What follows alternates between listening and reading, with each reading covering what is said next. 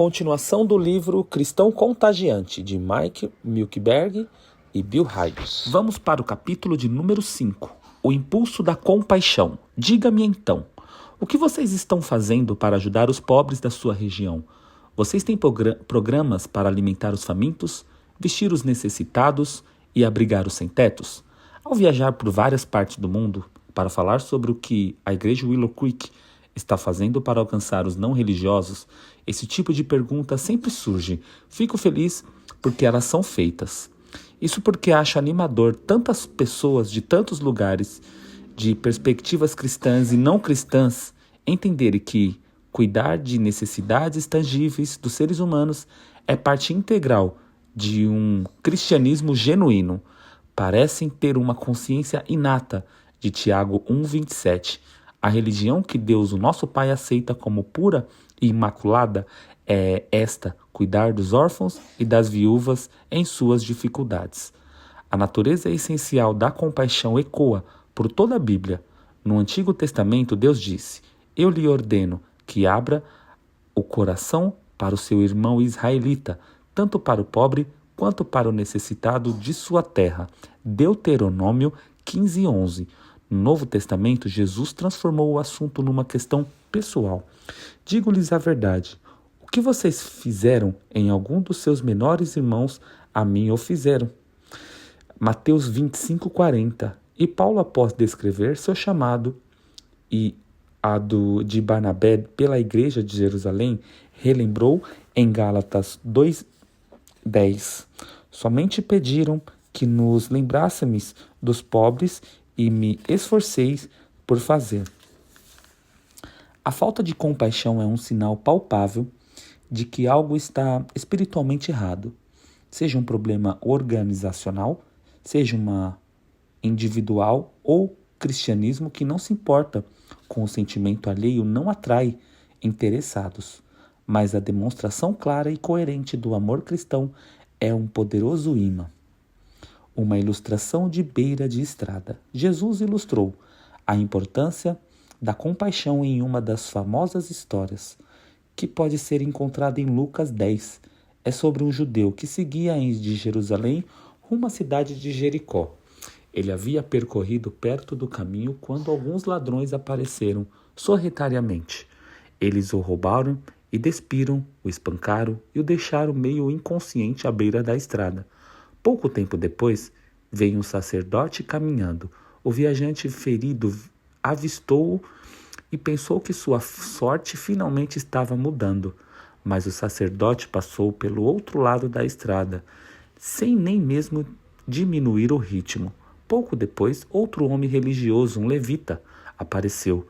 Para o choque do ferido, esse também passou rapidamente. Então Jesus disse a seus ouvintes: um homem de Samaria veio pela estrada. Embora houvesse grande disputa étnica entre samaritanos e judeus, esse samaritano sentiu compaixão da vítima e parou para ajudar. Após avaliar a situação, ajoelhou-se, derramou óleo e vinho sobre as feridas do homem e providenciou algumas ataduras. Então colocou o judeu sobre seu animal, levou-o a uma hospedaria, certificando-se de que teria uma cama limpa e quentinha. Deixou até um pouco de dinheiro com o dono da estalagem. Cobrirei todas as despesas necessárias para esse homem melhorar, disse. Tome conta dele e passarei por aqui depois para pagar quaisquer gastos adicionais. Sempre me perguntei o que se passou pela mente do judeu assaltado e espancado ao acordar no dia seguinte numa cama confortável, com ataduras em seus ferimentos e as despesas pagas por alguém que ele nem sequer conhecia. Quem fez isso? Aposto que ele perguntou: por que não deu as costas como todos os outros? Não é esse tipo de pergunta que as pessoas que recebem compaixão costumam fazer? Querem olhar por trás do ato de generosidade para conseguir um vislumbre de motivação subjacente. Porque alguém faria algo assim por mim? Perguntam pasmos. O chamado à compaixão. Um dos principais motivos para Deus chamar seus seguidores a serem pessoas extraordinárias, compassivas, é que os atos de misericórdia abrem o coração como nada mais consegue fazer. Em outras palavras, há um tremendo poder propulsor na expressão de um único ato de bondade. E Deus quer usar esse poder para atrair pessoas a seu Filho. Jesus deixou isso claro em João 13, do 34 a 35. Um novo mandamento lhes dou: amem uns aos outros, como eu os amei. Vocês devem amar-se uns aos outros. Com isso, todos saberão que vocês são meus discípulos, e se vocês se amarem uns aos outros, simples ao mesmo tempo cheio de poder. Quando expressamos a compaixão, as pessoas reconhecem isso como um marco do cristianismo autêntico. Isso as ajuda a entenderem melhor quem é Deus, quem são seus filhos e por que elas também podem confiar nele. Com que frequência nos últimos tempos você sentiu compaixão por pessoas passando necessidades? Você seguiu seus sentimentos ou ajudou alguém? E ajudou alguém servindo, encorajando, visitando ou expressando amor de alguma outra maneira tangível? Para ajudar, você precisa dar a sua resposta. Desafio a escrever um número de que representa seu nível de compaixão atual em relação a outras pessoas. Vamos chamá-lo de quociente de compaixão pessoal. Escolha um número de 0 a 10, em que 0 significa que seu coração é completamente frio e 10 sugere que você é um clone de Madre Teresa de Calcutá. Certifique-se de que indicar que seu quociente hoje, não o de alguns anos atrás, o qual você quer que seja no futuro. E para complicar um pouco as coisas, vou banir o número 5. Dessa forma, você precisa fazer seu número pender para uma direção ou outra. Agora escreva o número num pedaço de papel ou uma margem desta página. Pronto? Uma lição pessoal. Muitos anos atrás, enquanto eu estava em recesso escolar em Michigan, refleti sobre a parábola do bom samaritano, contada por Jesus. Lembro-me de estar sentado sozinho numa pequena lanchonete, soluçando em lágrimas ao ler e reler esses versículos.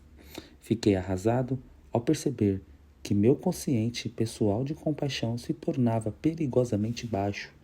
Junto com essa admissão desanimadora, veio a lembrança de 1 Coríntios 13, 1 ao 3. Ainda que fale as línguas dos homens e dos anjos, se não tiver amor, serei como um sino que ressoa e como o prato que retine. Ainda que eu tenha o dom de profecia e saiba todos os ministérios e todo o conhecimento e tenha uma fé capaz de mover montanhas, se não tiver amor, nada serei. Ainda que eu dê aos pobres tudo o que eu possuo e entregue o meu corpo para ser queimado, se não tiver amor, nada disso me valerá. Esses versículos lidos com tanta frequência, como se fossem uma espécie de poesia romântica, atingiram-me direto nos olhos. Precisei admitir que estava falhando justamente na área a qual Deus dava tanta importância, o amor. Foi difícil admitir para mim mesmo que este bem divino, do qual eu havia desfrutado com tanta fartura de Deus e das pessoas, e sobre a qual havia ensinado tantas vezes, estava ausente em minha vida. Contudo, com seu jeito característico, firme, porém bondoso, Deus me fez vencer a vergonha, a culpa e o embaraço que acompanharam aquela percepção. E como resultado dessa experiência, de crescimento, aprendi algumas coisas que me ajudaram a fazer algumas mudanças radicais em meu estilo de vida. Durante o restante do capítulo, apresentarei alguns detalhes sobre o que aprendi. Estou feliz por dizer que, desde então, houve uma melhora gradativa em meu consciente pessoal de compaixão. Com certeza existem altos e baixos e ainda tenho um longo caminho a percorrer. Meu grupo de prestação de contas me ajuda observando de perto para garantir que estou seguindo na direção correta. A compaixão não é uma área fácil para mim, mas sou grato em dizer que, de modo geral, meu coração vem se expandindo em vez de contrair-se. Ao aproveitar as oportunidades de transformar amor e preocupação pelas pessoas em ações concretas, tenho visto o coração dos interessados começar a se derreter diante de Deus, a fonte de toda compaixão. Já senti a emoção de testemunhar algum deles chegando ao ponto de entregar a vida a Cristo. Quando isso acontece, fico ainda mais ávido por ver uma quantidade cada vez maior desse tipo de ação em minha vida. Creio que você também gostaria de ter essas coisas acontecendo ao seu redor. Se esse for o caso, vejamos o que é necessário para manter seu consciente pessoal de compaixão no topo. Alguns destruidores de compaixão. Permita-me fazer o papel de médico do coração e realizar um breve diagnóstico investigativo. Esse trabalho exploratório se aplica de maneira especial se o seu consciente de compaixão atual for igual ou inferior a 6, se for sua condição, talvez você esteja sentindo algumas das mesmas emoções que vivenciei naquele dia em Michigan, muitos anos atrás. Não deixe que isso o desanime, mas sim que o impulsione à ação. Se seu resultado foi maior, é possível que você encontre algumas ideias que possam ajudar a atingir um nível ainda maior. Vamos analisar os fatos que podem estar sabotando seu índice. Depois prescreveremos algumas ideias para fazer as mudanças apropriadas.